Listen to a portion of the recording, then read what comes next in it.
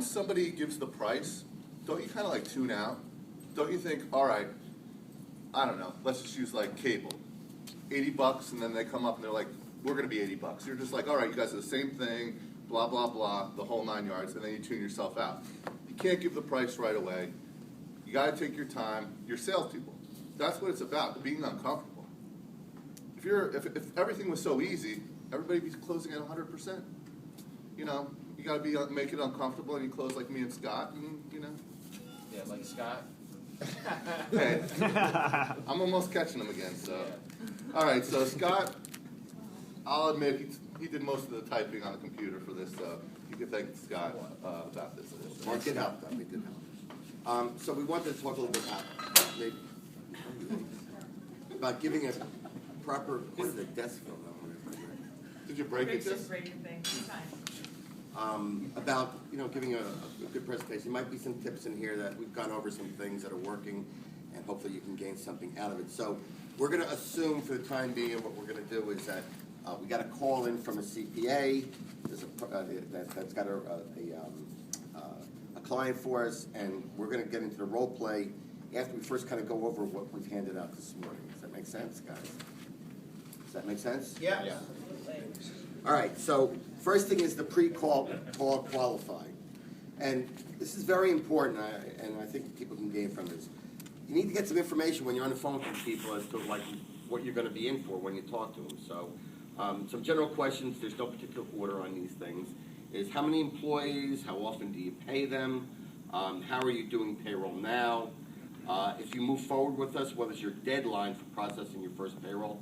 I always like to use the term deadline because it kind of sets a feeling of urgency to these guys that, all right, we've got to get this done. And tell me something about your business. That could be important for workers' comp because once you identify that business, as long as it's one of the knockout business that we have like trucking companies and parachute companies and stuff like that, they would be a good candidate for workers' comp, and that's how I mean, me and Scott, I think we're almost up to combine 100 workmen's comps. I think you have like 47, I have 45. For the year, we're going to go over 100. When I receive a lead, I will call Mark, just because I like talking to him, but also I'll call him up, I'll find out, A, does the business have workman's comp? B, when's their expiration date? C, can he do anything for them? Can he get them dividends?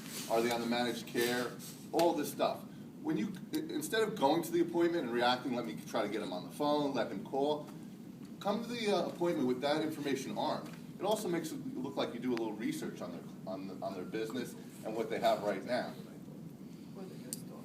Or you stalk. Well, I stalk everything, so yeah. Review your prospect's website. Again, a lot of information just going on their website beforehand, and you can use those buzzwords and stuff, and they'll be impressed because most people don't go on the website to even show that you've done a little homework beforehand.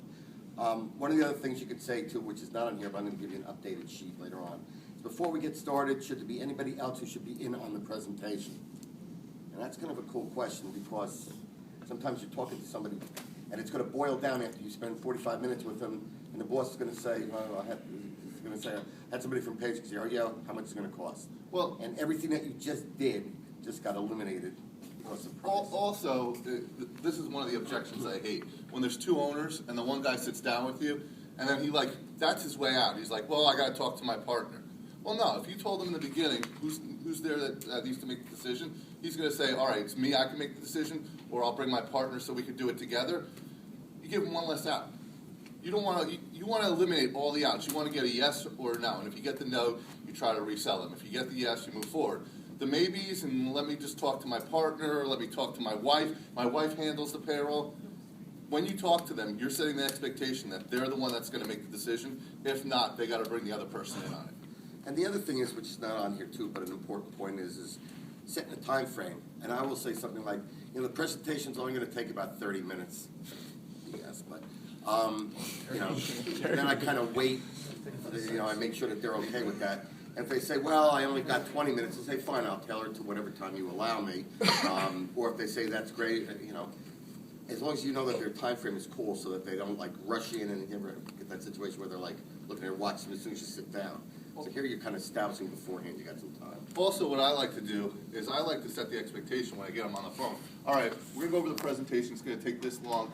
From that presentation to you signing up with me, if you do want to move forward, it's gonna be this amount of time. This way in their head, they're like, okay, he can get me started right away.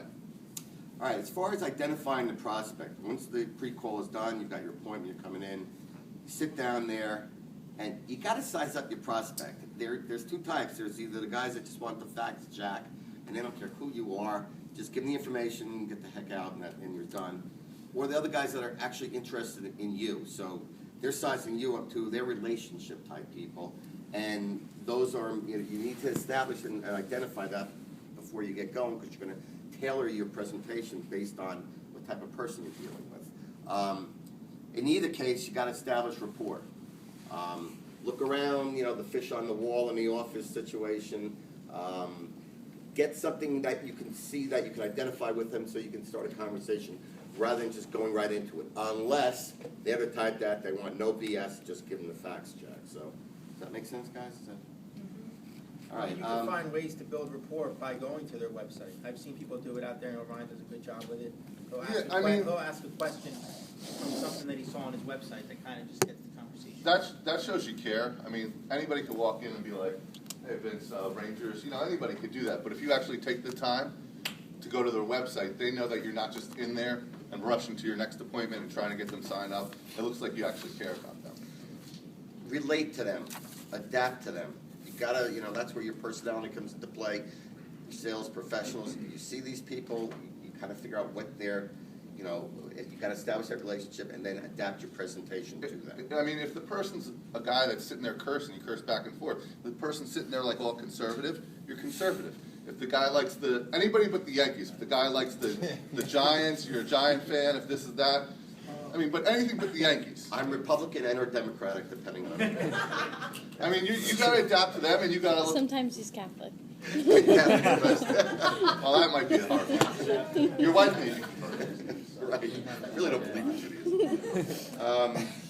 So then you begin the presentation. You have to set the agenda, guys. This is, what I usually say is, what I'm planning to do this morning with you is to ask some questions, learn about how you're currently doing your payroll, identify your needs. I'm gonna try to find solutions for you, and I'm gonna put together a plan that I think makes sense for you at the conclusion. And if you notice, I haven't said one thing about price the entire time. So price is gonna come up down the road. But one of the things that Mark added to this, which was really good, is he goes, in essence, this is a business consultation. I'm looking to evaluate your payroll, human resource processes, and then you can insert whatever